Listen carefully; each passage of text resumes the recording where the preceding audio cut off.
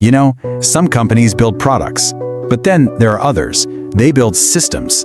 They're playing an entirely different game on a completely different level.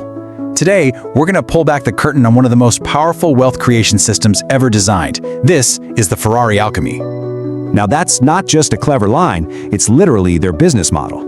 While most companies are out there fighting for every sale, Ferrari has built this quiet, incredibly elegant machine that transforms metal, leather, and paint into pure financial power. Just to give you some perspective on this, a giant like Toyota sells over 10 million cars every single year.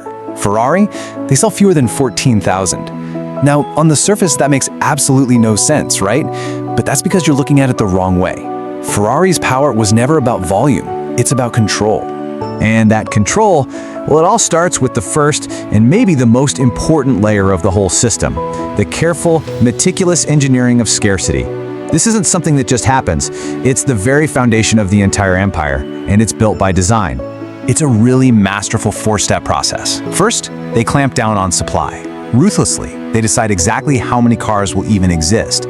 Next, they cultivate these exclusive, curated waiting lists, basically creating a pyramid of desire. Then, they pour gasoline on that fire by launching these hyper-exclusive limited editions, turning their best customers into rivals. And what's the end result of all this? Demand isn't just met, it's manufactured to be far, far greater than supply. So what does this actually look like in the real world? Well, you know how a normal car loses value the second you drive it off the lot? A Ferrari does the exact opposite. A $300,000 car doesn't just hold its value, it can morph into a $1.7 million asset. It's like they've figured out how to reverse the laws of financial gravity for a physical product. Okay, so creating value for your customers is one thing, but how does Ferrari itself actually capture all that value? Well, that brings us to the second layer of the system, the hidden profit engine, humming away inside every single car they sell. This is where the real money is made. It's not in the car, it's in the options. It starts with something as basic as paint. You want a special color? That's not going to be a few $1,000s. Nope, try $30,000. All right, what about the interior? Maybe you want a certain type of leather, a specific stitch pattern. Go ahead and tack on another $50,000. We're already at the price of a whole separate luxury car just in extras.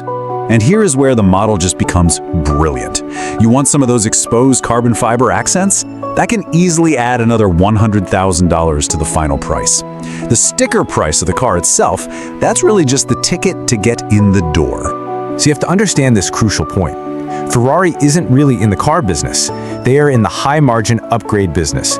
This is where their profits go into the stratosphere, turning every single car into a geyser of cash, completely shielded from all the normal pressures of the auto industry. And all this, it points to an even deeper truth. I mean, if the profits aren't just coming from the cars, then maybe we've been looking at the wrong product. And maybe we've been looking at the wrong customer this whole time. To really get it, you have to look past the driver's seat and into the boardroom.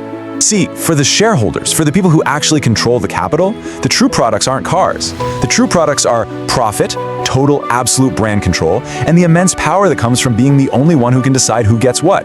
The cars, they're just the beautiful high-performance tools they use to generate these far more valuable assets. You know, the best analogy for this whole system isn't another car company, it's a luxury watchmaker. A Rolex doesn't just tell you the time. It signals your status, it holds its value, and it grants you entry into a very exclusive world. Ferrari has done exactly that, just on an automotive scale. They don't sell a vehicle, they sell a symbol. So let's put all the pieces on the table. You take that engineered scarcity, you combine it with a high-margin upgrade model, and you give control to investors who are focused on brand power above all else. When you put all that together, you don't just have a successful company, you have something much, much more powerful. You have the ultimate wealth machine. This is what we call a wealth engine. It is a perfect, closed system, a loop. It takes a manufactured good, and by using the levers of scarcity and brand power, it transforms it into a financial asset that just keeps appreciating. And here's the critical part. The creator of that system keeps absolute control over both the supply and the demand. And this is the final state of the machine. The whole ecosystem is transformed. Passionate collectors are now forced to become financial speculators. The cars themselves stop being just machines, they become investment instruments. And right at the center of this web sits the brand, controlling the flow, controlling the information, and ultimately controlling all of the upside. What Ferrari has perfected here is so much more than just a strategy for making cars. It's a blueprint for power in the 21st century. It is the alchemy of turning tangible things into intangible, ever-growing wealth. So the only real question left is, where will we see this engine appear next? And who will be the one to master it?